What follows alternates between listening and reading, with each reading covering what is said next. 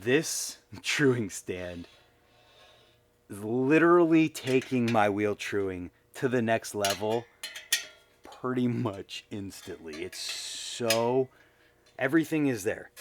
I've never had it this easy before. And now we get to the part of this video where I start to explain to you guys how I true wheels after I get them built. We've got both of these wheels built up, haven't tightened anything down more than just a couple turns, so we are ready to start the truing process. And with that, if you guys want a super in-depth explanation of the entire wheel truing process, from all of the information that you need to know about the components and tools and some of the physics that go into this, head on over to Park Tools YouTube channel. I'll try to remember to link it in the corner of the screen as well as in the description down below. They have a 5-part video series on literally everything that you could possibly need to know, as well as other videos explaining the different tools that are required for this process. So with that being said, I'm going to be explaining my wheel truing process and how I end up with a perfectly true wheel. But if you want to get every single little minute detail, that's where you find them.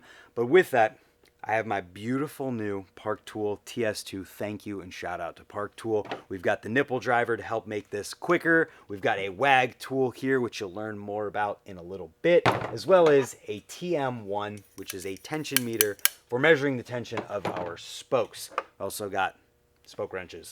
So with that being said, let's get started here. First things first, these things are not tight even remotely. So what I usually do in this process is I will pick a fixed point that I will tighten every single nipple to all the way around so that we have everything at the exact same starting point. We're just trying to get to the point where there's a little bit of tension on here so that any kind of truing that we do has an effect. So with that, we're going to use the nipple driver. It's going to make this super easy. I'm going to start at the valve hole here. You can see we're starting at the valve hole, and then we're going to go all the way around till we get to the other side of it. And what I'm going to do is I'm going to tighten the nipples down until there is no threads showing on the spokes. That way all of them are at the exact same place. So we're just going to go ahead and do that, and we will see you guys at the end of this time lapse.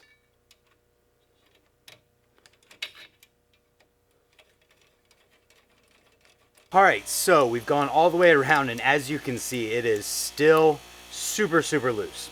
So for me at this point, what I would be doing is I would be taking a look at where our spokes are actually sitting in the nipple.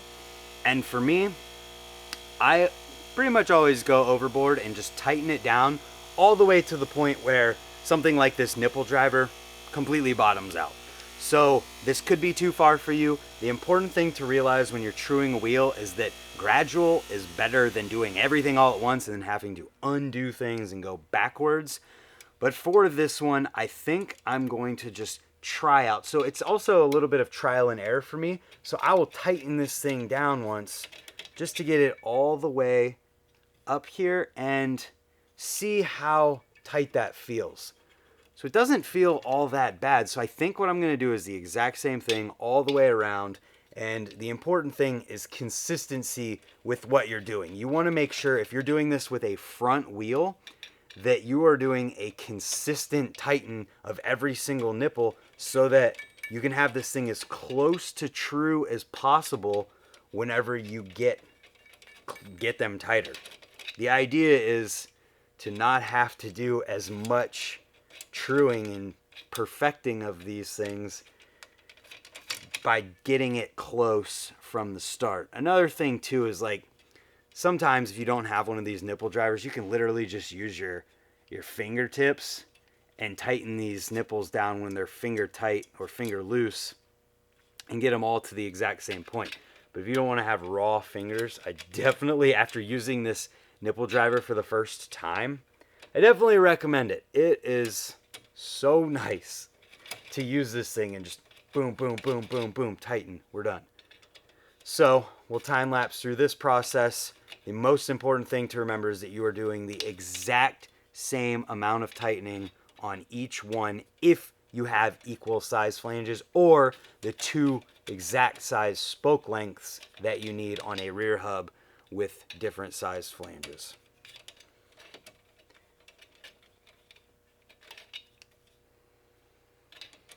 And as we get close to the end here, the valve hole is over here and we are here.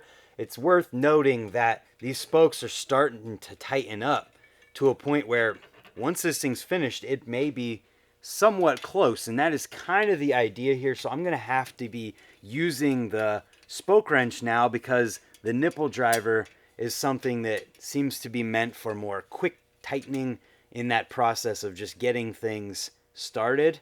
But once there's too much tension, we need something that we can keep a hold of a little bit better, like this spoke wrench. And I'll be totally honest with you guys, on my keys, I have the green Park Tool spoke wrench, but I'm finding that this black one, which is size 0, and which was sent with all of this stuff here, actually fits the nipples with these S&M spokes better than the green one. So there is a new replacement on my key ring here in the black spoke wrench.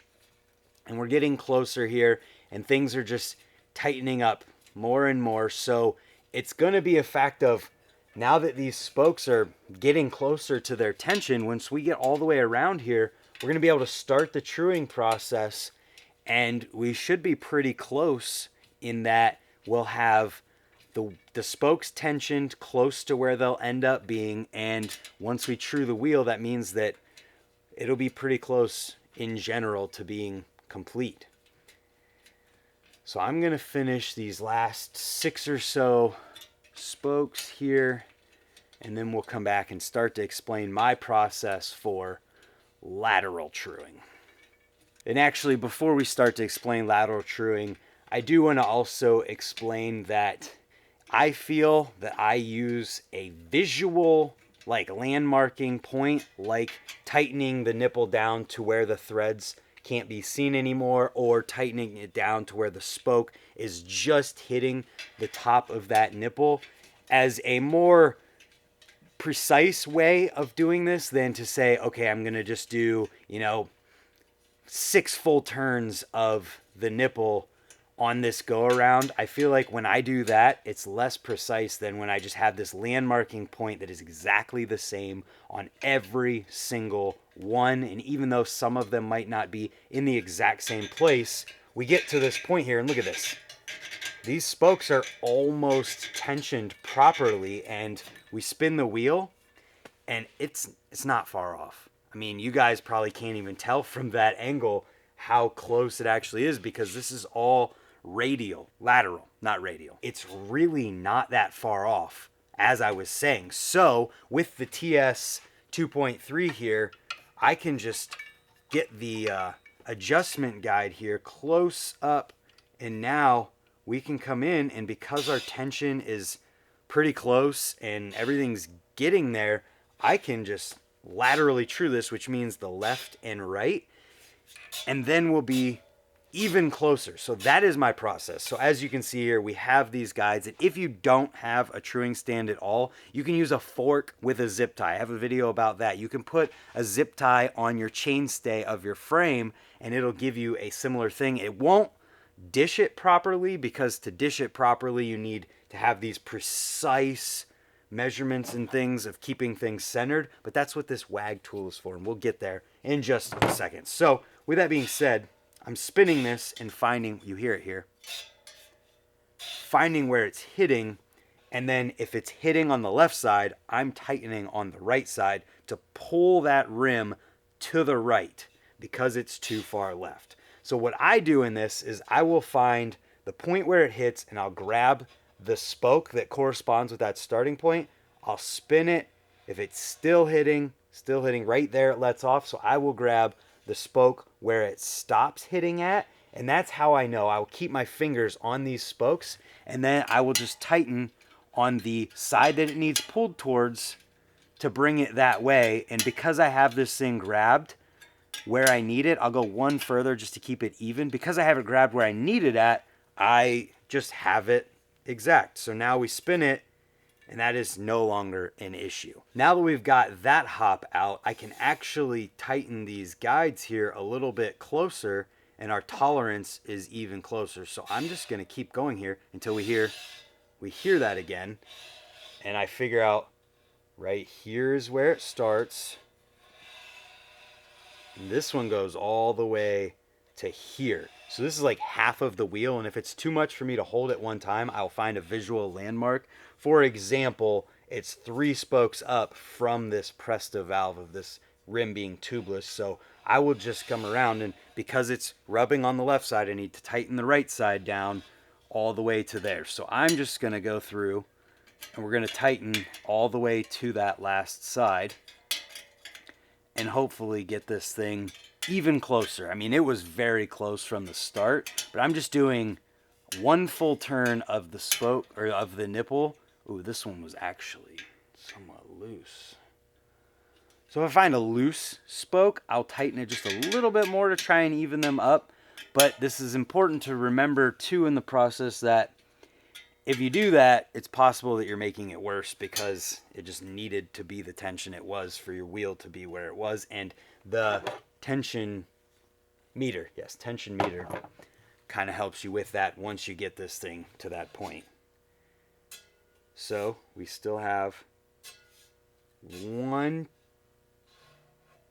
tiny spot, which is right here. And that might even be, yeah, that was the spoke that was loose. So I'm just going to give that thing three full twists to see where it's at. And my goodness, I've only fixed 2 spots. I'm going to give you guys another angle. This is what happens when you tighten everything evenly in the right circumstances. If we were going by the measuring standards in the Park Tool Truing series, this wheel, if the tension is correct and it's dished properly right now, could be considered done. How crazy is that? So I'm going to go even further, because I'm a psycho about wheel truing, to the point that I want it as perfect as it can get. I'm going to go and fine tune these things, because I didn't mention it there, but I was looking at the radial truing, which is the up and down hops, and it was pretty much on as well. It just goes to show that when you do these processes correctly from the beginning and you do things consistently, you're going to end up with a better result that takes you less effort in the end. So this is pretty much my wheel truing process, is trial and error until you get these things spot on. But we are getting rubbing on the right side at this point, which means that we have to either loosen or tighten on the other side. So having both of the guides at the same time is something that I've never really had before, as far as having a guide on both sides of the rim, which means that it's just nicer to true the wheel. Having this TS 2.3 is amazing. So actually we tightened a little too much, and I know they say you don't want to loosen in this process, but I know that I tightened those too much to get to that point, so I'm going to loosen them so that if we tightened that side too far, then we tighten the left side in order to compensate for that over tightening. That means what we're doing is pulling the wheel radially closer to the hub on that side, which will take our radial radial truing off, which is something you want to avoid in that process. Another important thing to remember here too is that the further you go in this process, the less extreme you want your movements to be. You don't want to be tightening 3 full turns of the nipple at a time, because that's likely going to pull too far. So the closer you get to perfect, the less you turn things to adjust, because you're making fine-tuned adjustments once you get to this point. So we pretty much got the lateral truing very, very good. And it's important to realize that if you go too perfect with this too early in the process, something else that you do probably will affect that lateral truing or the radial truing potentially. And if you go too far too fast, that radial truing we're going to do now might affect the lateral truing and make it not perfect. So it doesn't make sense to make it 100% perfect until you know that your wheel is dished and radially trued perfectly. Then you can do your lateral truing finalizing if you want this thing to be perfect. So radial truing, like I said, is the up and down hops and truing those out. So this Park Tool stand has a radial truing part on its guide. You can see it on the screen. It's just the part that sticks out. And it's the exact same process as far as checking these things goes, you get it close and you tighten it to the point where you finally end up having something rub. And here we have right there. So right here is rubbing, and it's only rubbing for, I would say, 2 spokes. So what that means is if our hop is going this way, that we tighten these spokes down and it pulls the rim back. So we're only going to go a little bit because it's a very minute hop. I'm talking quarter turn at this point. And because these are a left and right side spoke here and we tighten them evenly, it shouldn't affect lateral truing too much. So it is no longer rubbing, which means that we can get even closer and even more precise with our truing.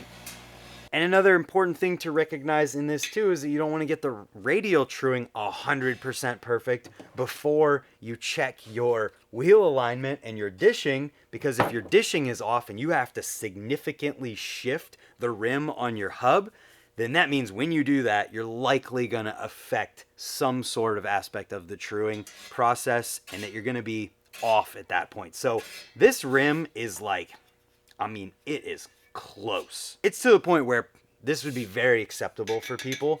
So what I'm going to do now is I'm going to take this thing off of the stand and I'm going to use this wheel alignment guide to check the dishing. And the way that we do this is you can see that this thing has these blocks.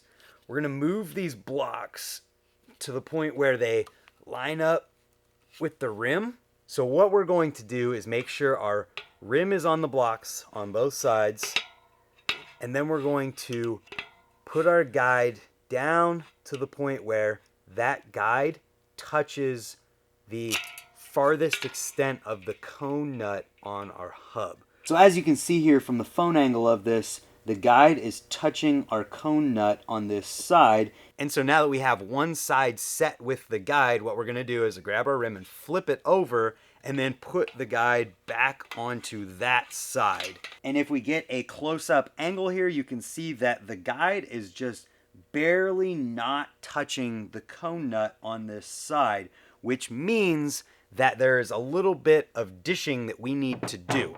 So if our cone nut is too far down on this side, what that means is that our rim is too far up. It's too close to this side of the hub.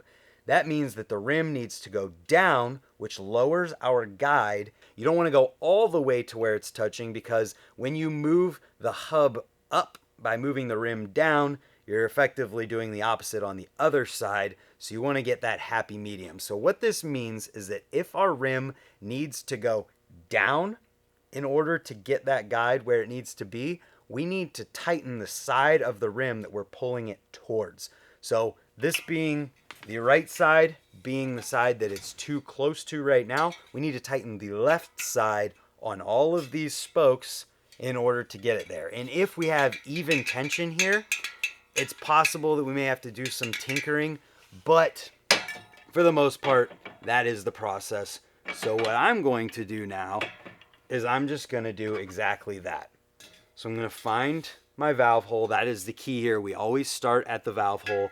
And because it's not really that far that it needs to go, I'm not going to tighten a lot. I'm talking a half turn. We'll do a half turn here and then check again. It's important to go gradually.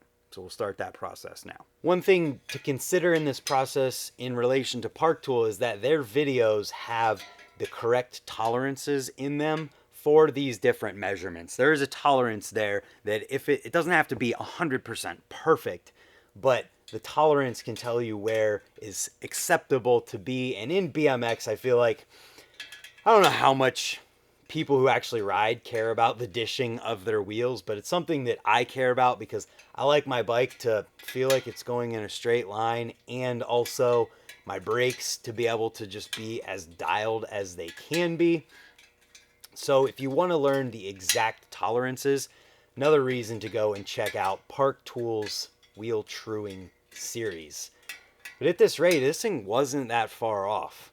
And that's all, I chalk all of that up to just me having the exact same tightening and being consistent all the way around through the beginning of this process. It pays off in dividends at the end to where you don't have to undo things that you messed up, or you don't have to just completely start over or something like that. So we're almost done doing this half turn around, and I will come back whenever I measure it. And I just want to show you guys some close-ups here of how close I actually got this thing and how quick. You can see that the guide on this side is so close, like to the point where it's fingernail close to the cone spacer.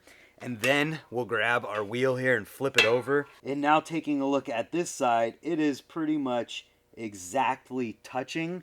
So with them being that close, what that means is that just in that first try of getting this thing close, all I had to do is tighten one side a half turn to get the dishing to pretty much be perfect. So what this means, and in my process, what that means is that since I got the dishing 100% perfect, I've got the truing pretty dang close, I can get to the point now where I just perfect this thing. So I will start with the radial truing because I want the radial truing to be 100% perfect before I finish with perfecting the lateral truing. So I'm going to go through that process right now. It's pretty much just a rinse and repeat of what we've been talking about throughout this. It's just finding the error and then correcting it. So just tightening this thing up to the point where you hear that hop, and then just making the tolerance that much smaller as we go. And then you may find that you have a hop that goes upward or inward and that it's too tight, and that will come to a spot where if it hops this way, you will loosen those spokes to let it back out a little bit.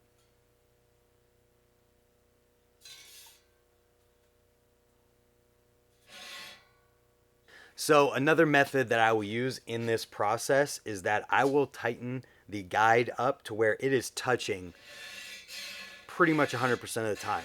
And what you listen for here is, rather than listening for it to hit the guide, I'm listening for it to go away from the guide. So we spin it right there. You heard that it let off, which means that that has that hop that goes towards the hub, and that means we need to loosen those in order to let it back out.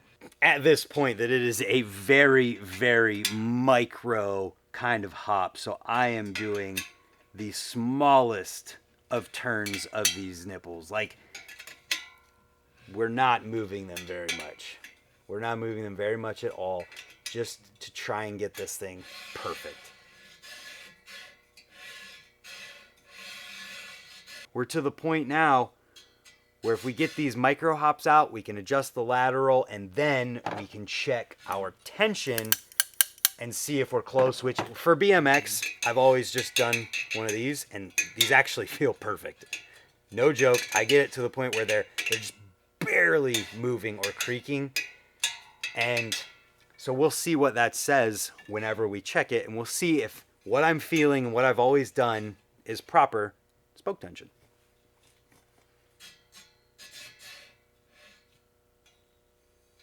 And so as you can see here on the screen, I've got my radial truing pretty much perfect to this point. It's so close. So now you can see also that there was a little bit of lateral that needed to be adjusted there. So that's what we're going to do now. And then we're in the home stretch as far as truing goes.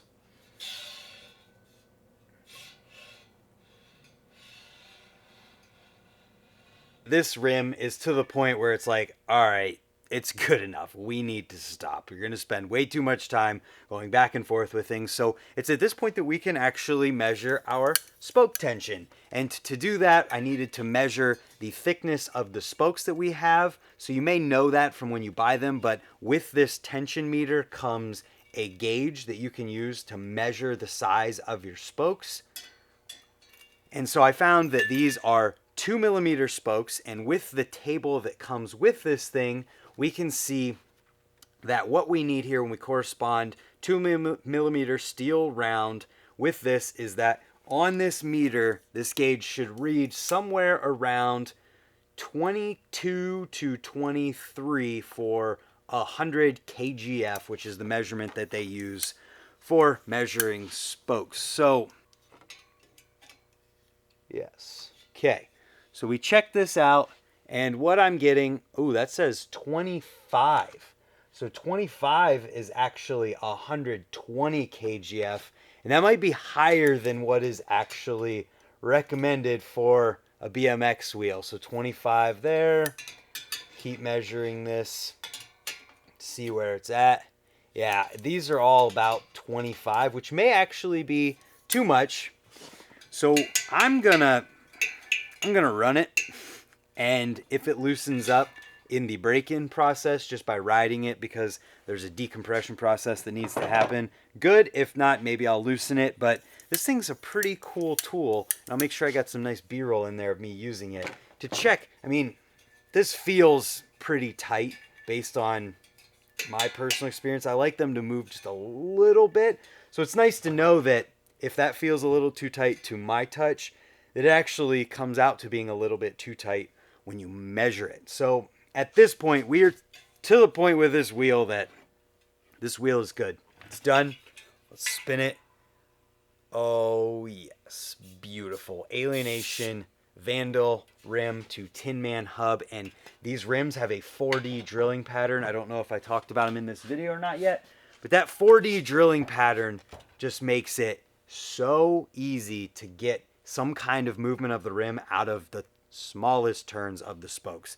And when it comes to the rear wheel, this process is exactly the same, other than the first initial tighten, where because one flange is smaller than the other, we need to tighten the side with the larger flange more than the side with the smaller flange to get to the same starting point. So I'm going to do that in my process, and that's part of my process. But once I get that part done, everything else is identical. So if there's anything that comes up throughout this, I will make sure to fill you guys in. But other than that, we're going to get this thing tightened and trued, and we'll come back to you with the finished product right now.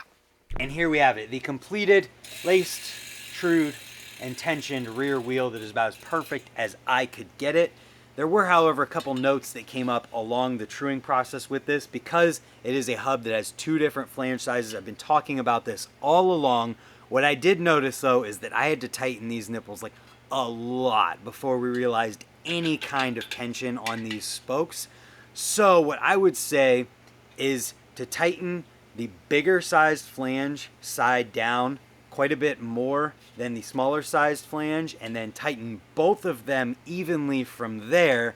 And then once you get any kind of tension on these spokes to the point where you're not like completely wiggling them loose in your hands, do a dishing test and find out how on dish it is. And once you get your wheel on dish with a little bit of tension in there, you shouldn't have to worry about the offset flange sizes anymore, because you will have evened everything out, and you can go about the truing process exactly the same way I described it with that front wheel over there. And I think that's about it when it comes to the offset size flange hub. And we have arrived at a state where we have two completely laced, trued, and tensioned wheels, as close to perfect as I could get them. And if you followed the steps in this video or referenced Park Tools videos when needed, you should have been able to get to this result or somewhat close to it on your own. But if you didn't, don't feel bad. I have taken years to get to this point, and I just explained it in my logical, sequential way, also referencing the Park Tools stuff. And there's a reason why bike shops exist. There's a reason why people build wheels and true wheels professionally for a living, because it's an art. Wheel building is an art, and if you can't master it perfectly on the first try, it's worth trying multiple times, and then eventually you'll get to the point where you are the person who has one of these nifty Park Tool truing stands and is doing it for all of your friends. So with that being said, I hope this helped you. Let me know if you laced, trued, and tensioned a wheel based on this video. Make sure you check out Park Tool stuff. Massive shout out to them. I've always wanted one of these stands. I'm so stoked to finally have one. And this whole suite of tools with the tension meter and the wheel alignment guide and the different size spoke wrenches with this truing stand allows you to achieve this as close to perfect result as you can, and I am genuinely appreciative to be working with them as long as I have been and to continue moving forward with that. So thank you for watching. I hope this helped you. Subscribe down here if you haven't yet, and make sure you hit Park Tools channel if you're not subscribed there as well. And we'll see you guys who've been waiting for this bike build in maybe the next video. It might be the next bike video. It's going to be the next bike build video. Maybe a couple days, maybe a week, but it's next. Stay tuned.